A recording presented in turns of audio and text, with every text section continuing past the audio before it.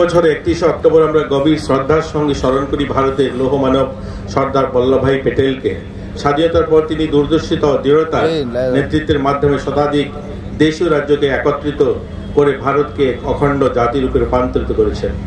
ভারতের প্রথম উপপ্রধানমন্ত্রী এবং স্বরাষ্ট্রমন্ত্রী হিসাবে সর্দার বল্লভভাই প্যাটেল 1947 সালের স্বাধীনতার পর জাতীয় ঐক্য প্রতিষ্ঠার প্রক্রিয়া এবং গুরুত্বপূর্ণ ভূমিকা পালন করেন। তাকে দায়িত্ব দেওয়া হয়েছিল 560টিরও বেশি দেশীয় রাজ্যকে একত্রিত করার, যা ভারতের প্রায় 40% ভূখণ্ডের থেকেও বেশি অংশ ছিল।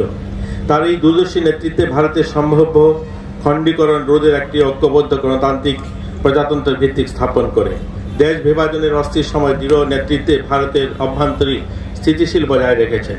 তিনি আরও প্রতিষ্ঠা করেন অল ইন্ডিয়া সার্ভিস, যা দেশের অখণ্ডতা রক্ষার জন্য স্টিল ফ্রেম হিসাবে কাজ করে চলছে।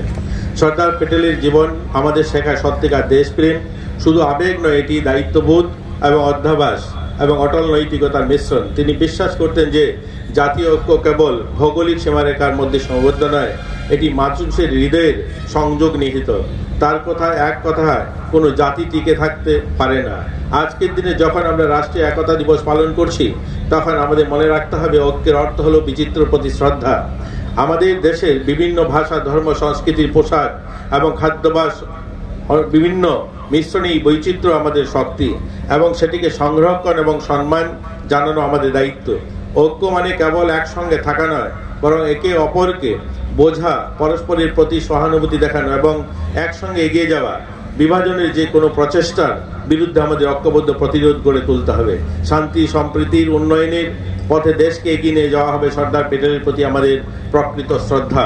চলুন আজকের এই দিনে আমরা সবাই প্রতিজ্ঞা করি, আমরা সর্দার প্যাটেলের আদর্শকে জীবনে ধারণ করব।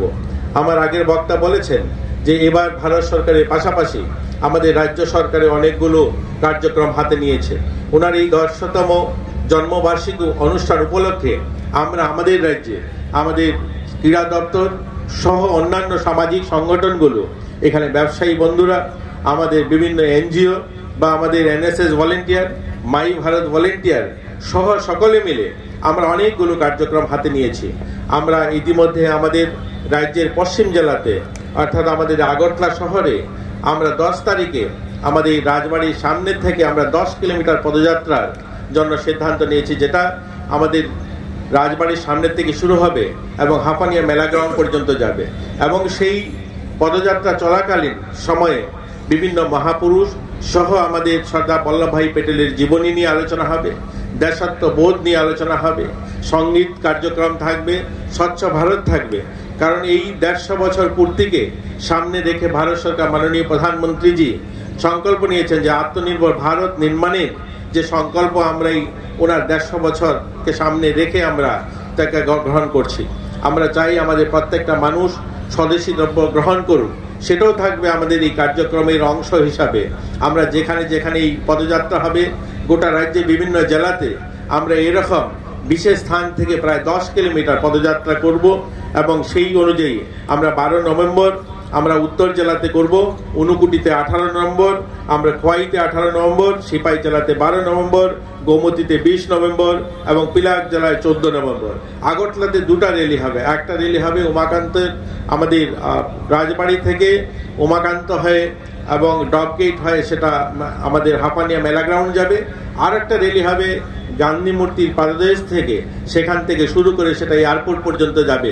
এইরকম 2টো র্যালির আয়োজন করা হয়েছে। সেখানে বিভিন্ন স্বদেশী দ্রব্য নিয়ে আলোচনা হবে এবং আমাদের ভারতের মহামানব যারা রয়েছেন তাদের সম্বন্ধে আলোচনা হবে, সর্দার বল্লভভাই প্যাটেল সম্বন্ধে আলোচনা হবে। এই ধরনের সুন্দর র্যালিতে আপনারাও অংশগ্রহণ করবেন, সহযোগিতা করবেন এবং আজকের এই সুন্দর অনুষ্ঠানে যারা সামিল হয়েছেন সকলকে আবারও শুভেচ্ছা অভিনন্দন জানিয়ে আমি আমার এই সংক্ষিপ্ত আলোচনা শেষ করছি।